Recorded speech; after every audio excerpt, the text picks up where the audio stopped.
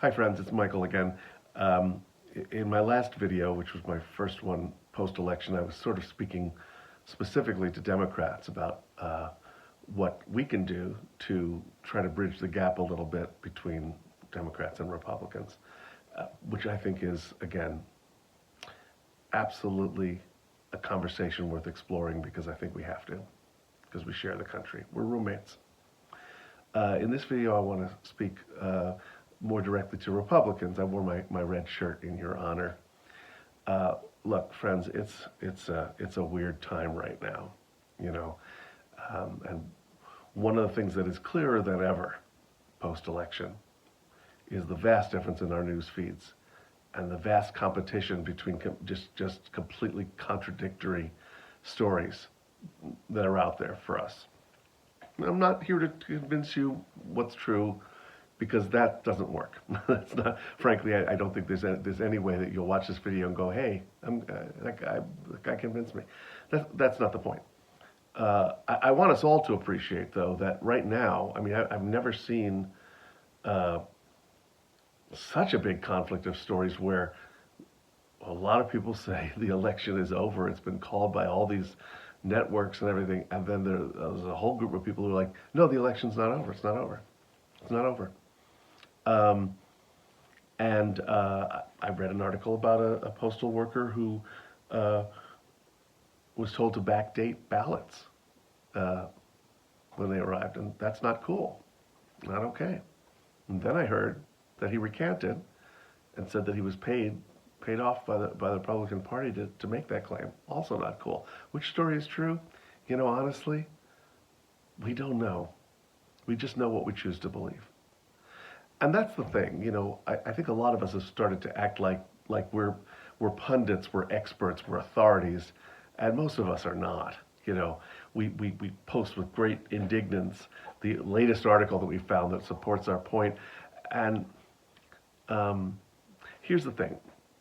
Unless you're an elected official, unless you're in a position of authority, or you're a judge, or you have some sort of authority in this, you're not going to be the one to solve this. If you post that the election was a fraud, that's not going to get any action taken. It's not going to convince us on the left, and it's not going to get some judge somewhere to hear the case. So I'm sort of making a plea for calming down the rhetoric and letting the process do what it's going to do.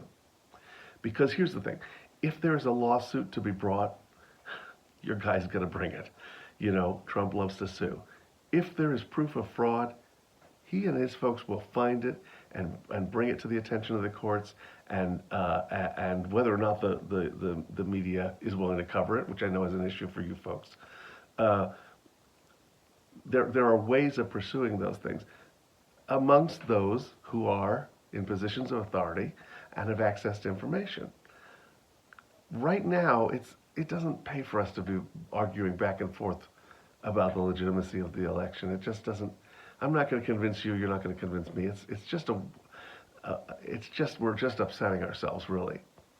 So, and I will tell you this. Listen, of course, I don't believe that there was rampant fraud, and it hasn't been proven yet. But if there is, I don't want any president elected that way. How do you like that?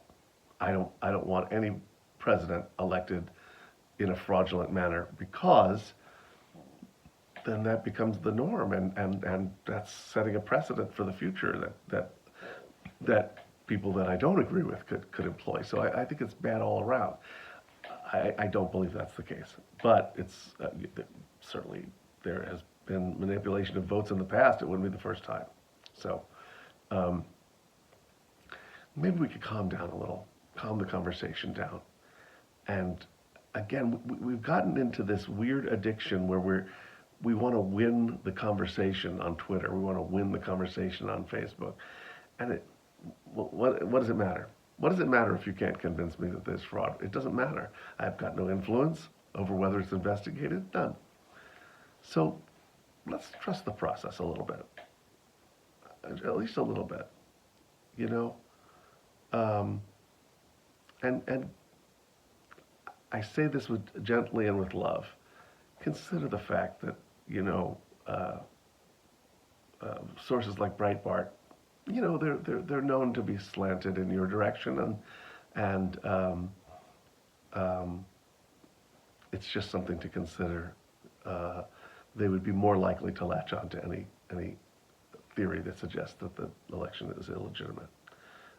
Look, and I think Joe Biden's going to be our president. I mean, Joe Biden has been elected president, and I know that is. I know that is not okay with you. I know how not okay it is. I know that it's upsetting. I know that you're worried about what's going to happen next. I understand that. We went through that with Donald Trump. I do understand that, and I don't take any pleasure in you feeling shaky about where the country's going. Um, I hope that time will prove you wrong in your fears.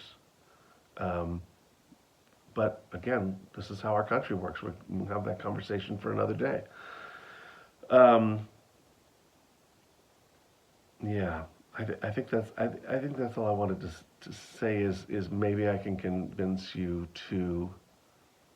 Uh, Actually, both sides need to do this. Stop trying to to try this case in social media. It's not doing any good. Let the lawyers and the experts and the folks that are in charge fight it out, and let's trust what they find out. I think that's what we need to do. I think it'll make our lives much easier and make us um, less adversarial. And come on, wouldn't that be nice? Wouldn't it be nice to be not living with so much anger towards each other? There's so much.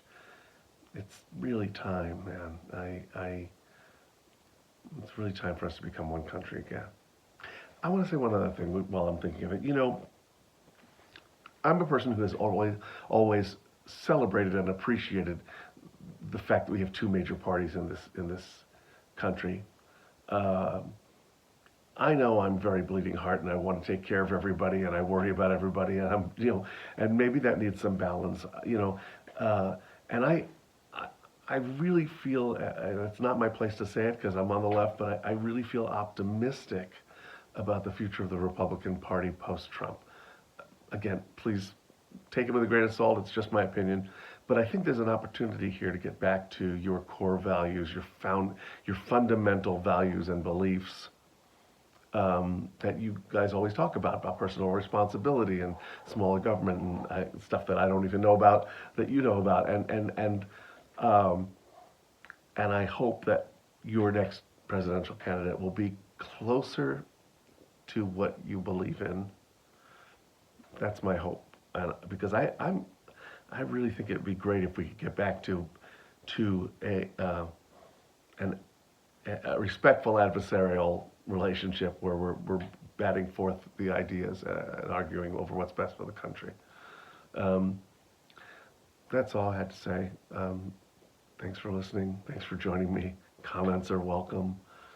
Arguments are welcome. Whatever you gotta throw at me, do it. I'm good. But I just, corny as it sounds, I really just want us to get along. I really do. Thanks for joining me. I'll see you in the next one. Bye.